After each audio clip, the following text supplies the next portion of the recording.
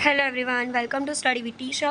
तो आज हम सेमेस्टर 5 में जो सीएन का सब्जेक्ट है उसमें हम आगे के लेक्चर्स देखेंगे।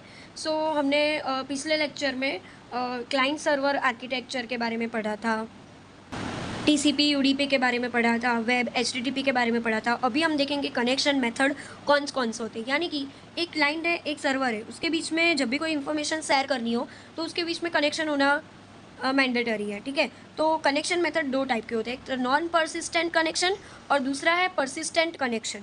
ठीक है, non persistent connection and persistent connection, ये दोनों एग्जाम में कई बार पूछ लेते हैं। आपको ये बहुत ईजी है, आपको ये अच्छे से पढ़ना है। देखो, इंट्रोडक्शन देखते हैं पहले कि इन क्लाइंट सर्वर कम्युनिकेशन, मतलब क्लाइंट और सर्वर की कम्युनिकेशन में client making a series of request, client जो है वो एक सीरीज़ बनाता है रिक्वेस्ट की कि भाई मुझे इतने क्वेश्चन के आंसर चाहिए। Client making a series of request to server, ये सर्वर है, सर्वर को बहुत सारी रिक्वेस्ट इसकी सीरीज बनाता है।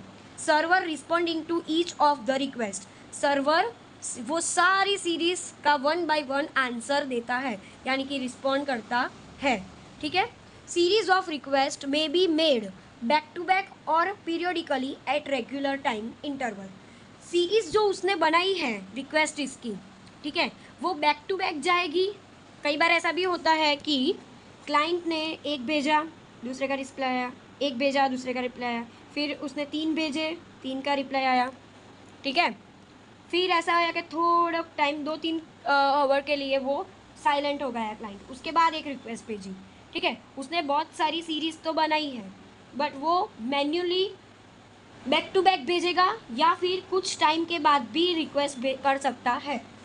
वही ये बोलना चाह रहे हैं कि सीरीज ऑफ रिक्वेस्ट में be made back to back, request जो है वो बैक टू बैक भी जा सकती है या फिर periodically at regular time interval, एक इंटरवल के बाद भी वो रिक्वेस्ट यूज़र कर सकता है। Application developer need to make an important decision. ये चीज़ के लिए अभी मैंने सोचा कि अभी मुझे वीडियो बैक टू बैक डालना है। ठीक है, मतलब एक के बाद एक मैं डालती हूँ। ठीक है, तो आप क्या करोगे, बैक टू बैक देखोगे, पर मैंने 1 मंथ की गैप ले ली और उसके बाद मैं वीडियो डाल रही हूँ, तो आप उसके बाद वीडियो देखोगे। तो एप्लीकेशन डेवलपर ने सोचा कि यार ये तो मतलब दिक्कत की बात हो गई कि आपका मूड हो तब आप वीडियो कंटिन्यूसली भेजते हो, फिर आपका मूड ना हो तो आप रेगुलर टाइमिंग पे भेजते हो। ठीक है, तो ये जो प्रॉब्लमेटिक आई, तो उसके लिए कैसा कनेक्शन होना चाहिए हमारा, मतलब अच्छा वाला कनेक्शन हो तो आपको बैक टू बैक व्यवस्था कंप्लीट ऐसा मिल जाएगा, बट आपका कनेक्शन अच्छा नहीं है तो आपको थोड़े थोड़े मतलब प्रॉब्लम, कनेक्शन कैसा होना चाहिए तो उसकी बात करेंगे हम इसमें।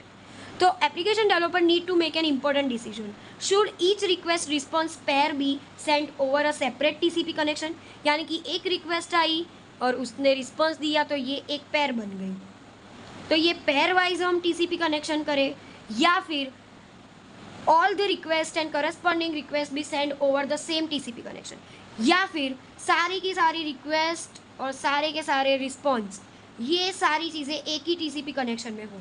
तो ये 2 क्वेश्चन उन्होंने बनाए कि यार ऐसा तो क्या करें, एक पेयर बनाए जिसमें एक टीसीपी कनेक्शन में रिक्वेस्ट और रिस्पॉन्स, दैट्स इट, और हम ऐसा कुछ करें कि एक ही टीसीपी कनेक्शन में सारे के सारे रिक्वेस्ट और सारे के सारे रिस्पॉन्स हो जाए।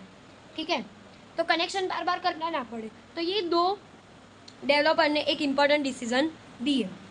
तो ये जो नॉन परसिस्टेंट कनेक्शन है वो कैसा कनेक्शन है कि a non persistent connection is close, ये जो नॉन परसिस्टेंट कनेक्शन है वो क्लोज हो जाता है after the server send the request object to the client, यानी कि एक बार क्लाइंट ने रिक्वेस्ट भेजी, उसने रिस्पॉन्स दे दिया, उसके बाद ये कनेक्शन क्लोज हो जाता है, ये कनेक्शन क्या हो जाता है, क्लोज। तो ये वाले क्लोज कनेक्शन को क्या बोलेंगे हम, नॉन परसिस्टेंट कनेक्शन बोलेंगे, जिसमें एक बार सर्वर ने रिस्पॉन्स दे दिया उसके बाद वो कनेक्शन क्लोज हो जाता है। ठीक है, तो ये पेयर वाला हुआ। ठीक है, the connection is used exactly for 1 request and 1 response, जो मैंने यहाँ पे बोला था वो। ठीक है, the connection is use exactly for 1 request and 1 response. ठीक है, for downloading multiple objects it required multiple connection. यानी कि अभी मुझे बहुत सारे रिक्वेस्ट्स करे हैं, तो ये 4 रिक्वेस्ट की मुझे 4 अलग अलग टीसीपी कनेक्शन बनाने पड़ेंगे। क्यों? क्योंकि ये नॉन परसिस्टेंट कनेक्शन है, जिसमें एक बार रिक्वेस्ट आई और इस रिक्वेस्ट का आंसर उसने दिया तो ये कनेक्शन यहाँ पे क्लोज हो जाएगा। ठीक है। Non persistent connection are the default mode for HTTP 1.0। ये क्या है? एक डिफ़ॉल्ट कनेक्शन है। ठीक है। Transferring a web page from server to client. Web page consist of base HTML file and 10 JPG images. यानी कि वेब पेज की उसने रिक्वेस्ट की तो वो क्या करेगा? एक HTML फाइल देगा और 10 जितने इमेजेस देगा, दैट्स इट। यानी कि टोटल कितने ऑब्जेक्ट्स उन्होंने दिए? 11, एक 10 इमेजेस एंड एक HTML बेस की फाइल, दैट्स इट। 11 दिया, दैट्स इट। उसके बाद वो क्लोज हो जाएगा। ठीक है। अभी नॉन परसिस्टेंट कनेक्शन कैसे होगा ये हम पढ़ते हैं कि कैसे, ये पूरी उसकी मेथड लिखी है कि कैसे वो कनेक्शन करेगा नॉन परसिस्टेंट वाला। देखो, पहले तो क्या बोला है कि एक URL है यहाँ पे www.someschool.education। ठीक है। ये URL मुझे चाहिए, यानी कि ये मैंने चाहिए, तो मैं क्या करूँगी? ब्राउज़र पे यानी कि गूगल पे मैं लिखूँगी www.com xyz। ठीक है। अभी अंदर प्रोसेस क्या हो रही है ये हमें देखना है। तो पहले तो हम क्लाइंट हैं, हमने ये डाला कि मुझे ये चाहिए। ठीक है। तो पहले तो क्या करेगा? क्लाइंट जो है ना वो सर्वर से कनेक्शन करेगा, एक TCP कनेक्शन करेगा। हम लोग TCP का क्यों यूज़ कर रहे हैं? क्योंकि कम्युनिकेशन करनी है, इसके लिए ये एक प्रोटोकॉल है। आपको याद हो तो ये एक प्रोटोकॉल है, इसलिए हम इसका यूज़ करें। तो क्लाइंट क्या करेगा? पहले तो कनेक्शन करेगा सर्वर से, पोर्ट नंबर 80 पे वो कनेक्शन करने का ट्राई करेगा, इनिशियलाइजेशन करेगा कनेक्शन करने के लिए। जो पोर्ट नंबर 80 क्यों हमने यूज़ किया? क्योंकि वो डिफ़ॉल्ट है। अभी जब भी वो कनेक्शन हो गया तो अभी HTTP क्लाइंट सेंड करेगा, ये क्लाइंट जो है वो रिक्वेस्ट सेंड करेगा। क्या करेगा? सेंड करेगा HTTP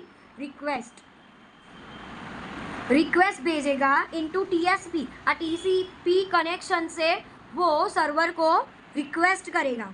ठीक है। ये यहाँ पे एक सॉकेट होगा, यहाँ पे एक सॉकेट होगा, सॉकेट से वो मैसेज इधर से इधर पास करेगा, इधर से ये रिसीव करेगा। ठीक है। फिर HTTP सर्वर जो है वो वेट करेगा कि www.com school waiting for TCP connection eight port number 80। जब भी वो कनेक्शन एक्सेप्ट कर देगा, ठीक है, जब भी वो कनेक्शन एक्सेप्ट हो जाएगा कि हाँ चलो इसको क्या चाहिए, ये सारी चीज़ें एक्सेप्ट हो जाएगी, उसके बाद ये जो HTTP सर्वर है वो वापस से रिसीव किया उसने और उसके बाद रिस्पॉन्स करेगा। क्या करेगा? रिस्पॉन्स करेगा, और वो भी सॉकेट से ही रिस्पॉन्स करेगा क्लाइंट को। यहाँ पे सॉकेट होगा, उससे वो वापस से रिस्पॉन्स को सेंड कर देगा। ठीक है। यहाँ पे सॉकेट होते हैं, ये हमने पढ़ा था कि सॉकेट क्यों होते हैं। ये रिस्पॉन्स दे देगा। ठीक है। फिर क्या होगा? ये रिस्पॉन्स उसने भेज दिया, फिर क्लाइंट क्या करेगा? रिसीव करेगा वो मैसेज को। ठीक है। वो रिसीव में क्या करेगा? मैसेज में एक तो HTML फाइल, क्योंकि ये एक URL है, ये एक वेबसाइट है। वेबसाइट का बेस क्या होता है? HTML file. तो ये एक HTML फाइल और 10 जितने JPG के फोटोग्राफ्स या फिर जो भी हो ऑब्जेक्ट, वो सारी चीज़ें वो सॉकेट से रिसीव कर लेगा। ठीक है। फिर ये जो अभी इसने रिक्वेस्ट भेजी, इसने रिस्पॉन्स दिया, उसके बाद ये जो TCP कनेक्शन था वो क्लोज हो जाएगा।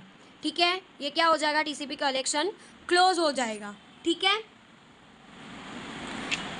ये क्या हुआ? ये पूरा नॉन परसिस्टेंट कनेक्शन हुआ। क्या हुआ? नॉन परसिस्टेंट कनेक्शन हुआ। क्यों? क्योंकि वो एक साइड रिक्वेस्ट भेजता है, रिस्पॉन्स दिया, उसके बाद वो कनेक्शन क्लोज हो जाएगा। ठीक है। तो वही जो मैंने यहाँ पे बोला, वही सारी चीज़ें यहाँ पे मैंने लिखी है कि पहले तो HTTP क्लाइंट जो है वो TCP कनेक्शन के लिए इनिशियलाइजेशन करेगा, फिर क्लाइंट ने रिक्वेस्ट को सेंड किया, फिर सर्वर ने उसको एक्सेप्ट किया, उसके बाद वो रिस्पॉन्स देगा। ये सारी चीज़ें नोट्स में आपको अवेलेबल मिल जाएगी। ठीक है। फिर आता है रिस्पॉन्स टाइम पे। मतलब ये चीज़ इतनी याद रखने जैसी नहीं है, पर तो भी हम लोग पढ़ लेते हैं कि वो कितनी टाइम में रिस्पॉन्स करेगा। यानी कि इधर से इधर रिक्वेस्ट तो भेज दी, ठीक है, सारा कनेक्शन हो गया, ये सारी चीज़ हो गई, बट वो रिस्पॉन्स कितने टाइम पे करेगा? क्योंकि अभी हम देखने जाए तो रिक्वेस्ट हमने की, अभी रिस्पॉन्स आ ही नहीं रहा 2 दिन हो गए, तो सीधी सी बात है, 2 दिन हो गए तो कुछ एरर होगी तभी तो नहीं दिया। तो अप्रोक्सीमेटली कितना रिस्पॉन्स टाइम होगा, तो उसके बाद हम एरर फाइंड करेंगे भाई क्या दिक्कत क्या आई है। ठीक है, तो रिस्पॉन्स टाइम क्या होगा वो देखते हैं। RTT round trip time, round trip time यानी कि सेंड किया, रिस्पॉन्स आ गया, तो ये टोटल टाइम बताता है। और time for a small packet to travel from client to server and vice versa, यानी क्लाइंट से गया सर्वर को, सर्वर से क्लाइंट पे गया, तो ये पूरी एक राउंड ट्रिप की टाइम हो गया।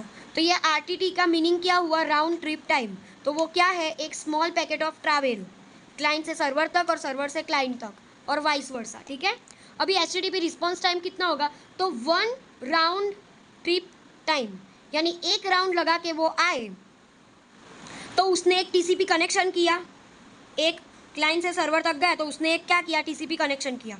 फिर दूसरी बार क्लाइंट से सर्वर जाएगा तो उसने एक रिक्वेस्ट की, फिर क्लाइंट से सर्वर जाएगा तो एक रिस्पॉन्स आया, यानी कि